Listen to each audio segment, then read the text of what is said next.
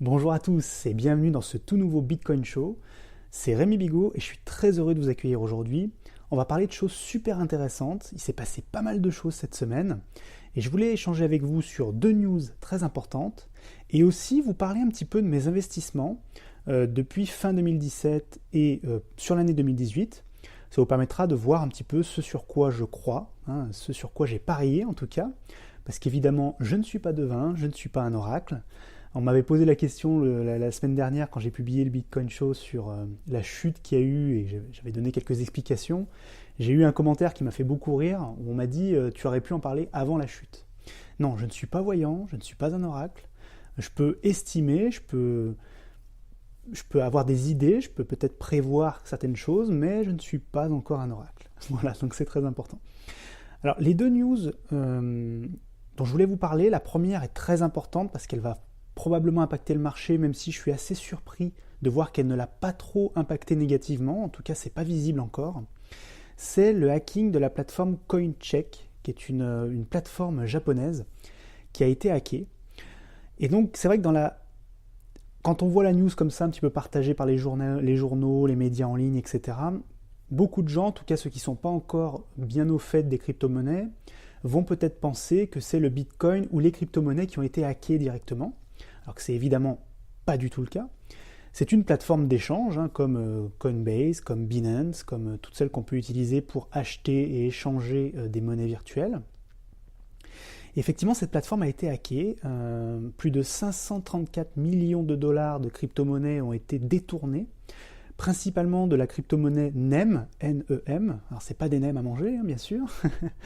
Mais voilà, cette crypto-monnaie qui est une crypto-monnaie assez reconnue, qui a été volée, détournée. En grande partie, il y a eu aussi d'autres monnaies qui ont été impactées.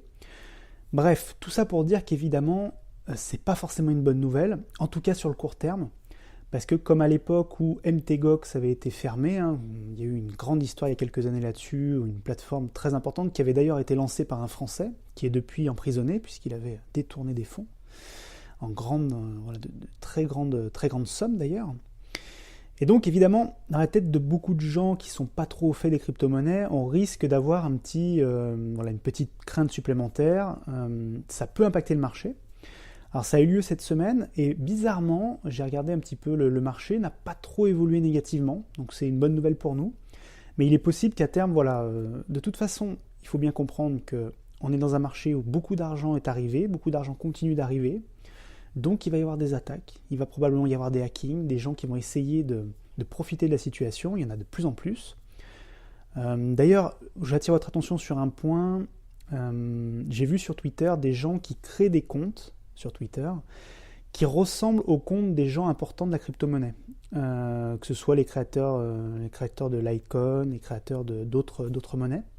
Et qui du coup, on a l'impression, c'est vrai que si on regarde pas trop, on a l'impression que ce sont bien ces créateurs de crypto-monnaies qui publient, alors qu'en fait ce sont des comptes, des fakes, de faux comptes, et qui vous demandent de transférer de l'argent, de faire des choses un peu bizarres, et certaines personnes se sont fait avoir, donc faites très attention. Vérifiez bien que l'information que vous êtes en train de lire est bien fournie par la vraie personne en question, c'est extrêmement important. L'autre news qui est très importante, je trouve, en tout cas pour moi, puisque j'ai investi dans cette monnaie, c'est Stripe. Alors Stripe, si vous ne connaissez pas, c'est une plateforme qui a été lancée il y a quelques années, qui est là pour concurrencer PayPal, qui permet de faire des achats et des ventes. Donc c'est un système de paiement, tout simplement, en ligne, par carte bancaire. Et cette société qui est très très connue, qui fonctionne énormément, qui fonctionne très très bien, utilisait le Bitcoin, c'est-à-dire qu'on pouvait payer et faire des choses en Bitcoin sur ces plateformes. Et ils ont décidé d'abandonner le Bitcoin pour différentes raisons. La lenteur des transactions, on sait qu'on a eu des problèmes pas mal de lenteur de transactions ces derniers temps, et les frais engendrés. Parce qu'il est vrai que là, alors, il y a des nouvelles technologies qui sont en train d'être intégrées au Bitcoin, qui vont permettre de régler ces problèmes-là, notamment le Lightning Network, qui va permettre d'accélérer les transactions et de réduire les frais de transaction. Mais c'est vrai que jusqu'à présent, jusqu'à il y a peu encore, même jusqu'à maintenant, on est dans des frais délirants et des temps d'attente qui sont beaucoup trop importants. Et donc cette plateforme de paiement a décidé d'abandonner le Bitcoin au profit d'une autre crypto-monnaie. Ce qui est très intéressant pour ceux qui suivent cette monnaie-là, c'est le Stellar Lumens, appelé XLM sur les plateformes.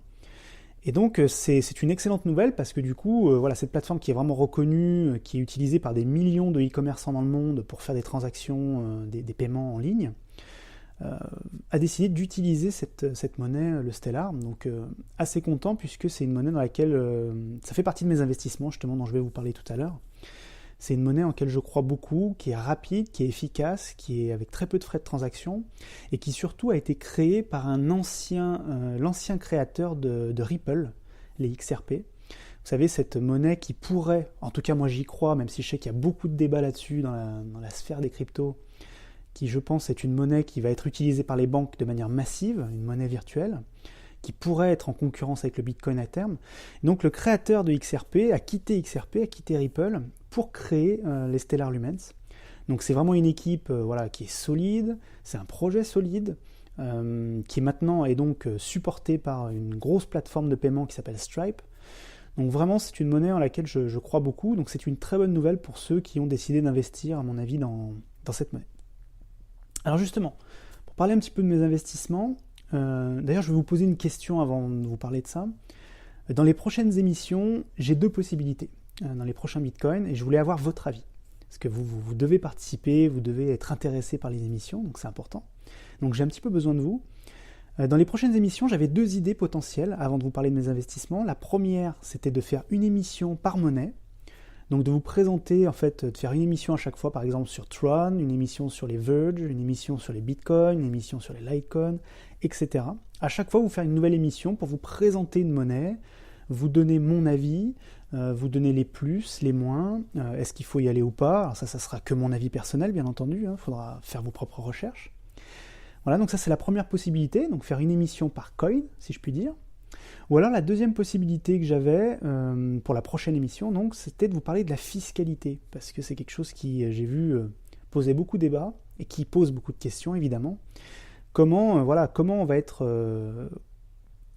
ponctionné, non, c'est pas ponctionné, j'aime pas ce terme, parce que moi j'aime bien payer des impôts, mais comment l'État va récupérer de l'argent sur les gains que vous allez faire sur la crypto-monnaie, que ce soit en investissant dedans, ou en faisant peut-être du minage, etc. Et je pense qu'il y a beaucoup d'idées reçues là-dessus, ça serait peut-être intéressant d'en parler. Donc voilà, les deux possibilités. Donc n'hésitez pas à voter en commentaire, à me dire si vous préférez, pour l'instant, pour la prochaine émission, que je lance vraiment une émission par monnaie, je vous présente ses avantages, ses inconvénients, mon avis. Ou si vous préférez qu'on parle de la fiscalité, de comment vous allez devoir déclarer vos gains pour être impacté de façon correcte, sans vous faire laminer, si je puis dire. Voilà, donc c'est vraiment les deux questions que je vous pose. Pour revenir donc au sujet, mes investissements aujourd'hui, alors je vais vous présenter certains de mes investissements, je vous ferai peut-être une autre émission pour en parler un peu plus précisément.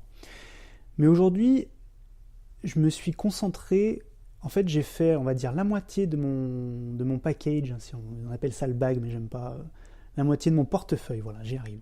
La moitié de mon portefeuille sur des valeurs que j'appelle sûres, qui pour moi sont sûres.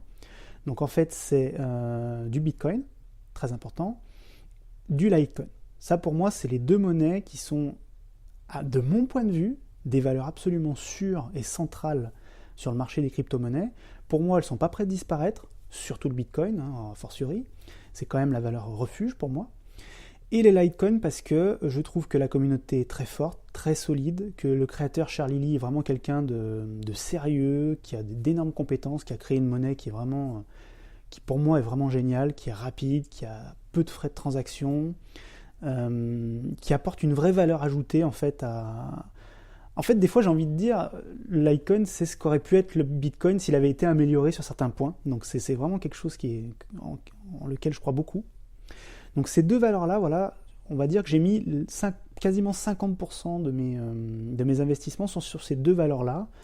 J'ai eu la chance de les acheter il y a déjà un moment, donc d'avoir déjà de très bons gains, même si pour l'instant j'ai pas vendu, donc on peut pas dire que j'ai gagné quoi que ce soit. Mais voilà, pour moi, c'est deux valeurs sûres dans lesquelles je crois à 100%. Et si jamais elles tombent, de toute façon tout tombe. Donc voilà, j'ai vraiment pas d'inquiétude là-dessus.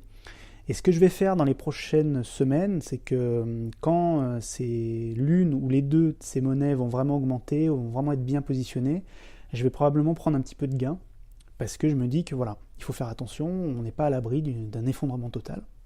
Donc ça peut être intéressant de prendre un petit peu de gain, mais de garder voilà, vraiment 50% de mon portefeuille sur ces deux valeurs-là. Et ensuite, j'ai investi sur des plus petites monnaies, des monnaies sur lesquelles Alors, j'investis toujours sur des projets en lesquels je crois, ça c'est très important. Je ne suis pas un trader, c'est-à-dire que je ne vais pas acheter, vendre tous les jours, toutes les semaines, ça ne m'intéresse pas du tout. Moi, je suis ce qu'on appelle un hodler, quelqu'un qui va investir dans une monnaie dans laquelle il croit, dans un projet dans lequel il croit, et qui va les garder les plus longtemps possible. Voilà, ça c'est très important, et un jour sortir parce qu'il y a un autre projet, parce que j'ai besoin de cash, parce que j'ai envie de faire autre chose. Voilà. Mais vraiment, c'est les deux valeurs importantes pour moi. Et donc, je crois énormément en Ripple. Voilà, je sais que ça va peut-être faire bondir certains d'entre vous. Je suis absolument convaincu que cette monnaie va être utilisée par les banques. Elle l'est déjà en réalité, même si certains critiquent ce point-là et disent que c'est faux. Moi, j'en suis convaincu. Il y a plein de données qui le montrent, plein de documents qui le montrent. Alors, c'est pas encore grand public, c'est-à-dire que c'est pas encore utilisé à fond par les banques, c'est vrai, mais elles sont en train de se préparer à l'utiliser. Et donc je crois absolument à cette monnaie, donc j'ai investi une partie de mon portefeuille de manière assez importante. D'ailleurs, il y a quelques temps déjà, pareil, ça a beaucoup augmenté, ça a rebaissé, mais ça reste beaucoup plus haut que ce sur quoi je l'avais acheté, donc je suis assez content. Ensuite, il va y avoir donc le Stellar Lumens dont je vous ai parlé tout à l'heure. Ça, c'est vraiment une monnaie en laquelle je crois aussi parce qu'elle a des supports, elle a vraiment des entreprises importantes qui l'utilisent, qui commencent à l'utiliser. Elle règle un vrai problème, elle permet vraiment, comme un peu le Litecoin, des transactions très rapides avec très peu de frais. Et voilà, c'est vraiment une monnaie en laquelle je crois particulièrement également. Et puis, il y en a 3 autres sur lesquelles... Alors, j'y crois toujours de la même façon, mais c'est un petit peu différent. Il y a EOS, alors ça c'est très rigolo, EOS. En fait, j'y croyais pas du tout à ce projet. Enfin, j'y croyais pas. Je ne le connaissais pas en réalité. Et en fait, quand je m'étais inscrit sur Kraken, c'était pour acheter des Ripple justement à l'époque, il y a presque un an, il y a 7-8 mois, il me restait en fait des reliquats, si je puis dire, il me restait de l'argent à investir du coup, et je ne savais pas sur quoi aller, et à cette époque-là, je n'avais pas vraiment de préférence, et du coup, cette monnaie-là était pas trop chère, on m'en avait déjà parlé, donc j'ai dit, bah allez, je mise là-dessus, et j'ai eu de la chance que pour l'instant, elle a fait une sacrée augmentation. Mais c'est vrai que c'est un projet auquel je ne croyais pas du tout à la base, et je me suis rendu compte en me renseignant que c'était une monnaie vraiment intéressante. Je vous ferai, je pense, une émission spécifique sur le EOS, parce qu'il y a pas mal de choses à dire. Et puis il y en a 2 autres, c'est le Tron, TRX ou Tronix, et le XVG ou Verge. Alors ça c'est rigolo, parce que suivant à qui vous allez en parler, on va vous dire, mais bon c'est le cas de beaucoup de monnaies finalement, on va vous dire que c'est des monnaies, des shitcoins, ce qu'on appelle des monnaies de merde, qui servent à rien, qui n'ont aucun intérêt, etc. Ou alors vous avez des fans absolus qui vont les défendre contre vents et marées. Donc moi je suis un petit peu entre les deux, c'est des projets auxquels je crois, je pense qu'ils ont une utilité, notamment le Tron. Le Tron se positionne comme une monnaie qui va être utilisée par les réseaux sociaux. En fait leur objectif c'est ça, c'est d'être utilisé par les réseaux sociaux et par les grandes plateformes de e-commerce. Alors son créateur notamment se montre régulièrement avec le patron d'Alibaba, Jack Ma, qui est l'un des hommes les plus riches du monde, qui a créé une plateforme. Alors on ne connaît pas encore trop en France Alibaba, mais c'est l'équivalent d'Amazon. Si vous connaissez bien Amazon, je pense que c'est quand même beaucoup plus connu. Alibaba, c'est le Amazon chinois. En fait, c'est encore plus gros qu'Amazon, parce que sur le marché chinois, évidemment, il y a du monde, beaucoup plus qu'ailleurs. Et voilà, le but de Tron, c'est ça, c'est de proposer une monnaie qui va pouvoir être utilisée par les réseaux sociaux. Donc on va pouvoir potentiellement à terme s'échanger cette monnaie sur des réseaux sociaux. Donc dans l'idéal, évidemment, moi je le vois tout à fait comme ça, ce serait que ce soit intégré dans Facebook par exemple, ou que ce soit racheté par Facebook. Ce qui d'ailleurs n'est pas forcément qu'un rêve ou qu'une lubie, parce que, je ne sais pas si vous le savez, mais Mark Zuckerberg, chaque début d'année, parle de son année, l'année qui va arriver, ce sur quoi il va se concentrer, quel va être son objectif. Et cette année, il a dit que son objectif, ça allait être de parler de décentralisation, de se renseigner là-dessus à fond, de devenir un expert, et de, bien entendu, s'intéresser aux crypto-monnaies. Donc je me dis qu'on n'est pas loin peut-être d'un Facebook Coin qui devrait arriver, d'un rachat de société, ou peut-être d'un lancement même d'une monnaie spécifique à Facebook. Donc je me dis que Tron peut être très bien positionné pour ça. Le créateur est très intelligent, a bien roulé sa bosse, a fait déjà de très belles entreprises. Ils ont une belle équipe, ils ont déjà pas mal de partenariats très intéressants.